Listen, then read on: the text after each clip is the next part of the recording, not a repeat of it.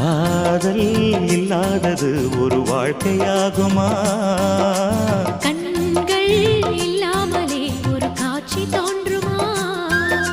பெண்ணை தொடாதது ஒரு பெருமையாகுமா? முத்தம் சிந்தாமலே அது முழுமையாகுமா? முழுமையாகுமா? காதல் இல்லாதது ஒரு வாழ்க்கையாகுமா?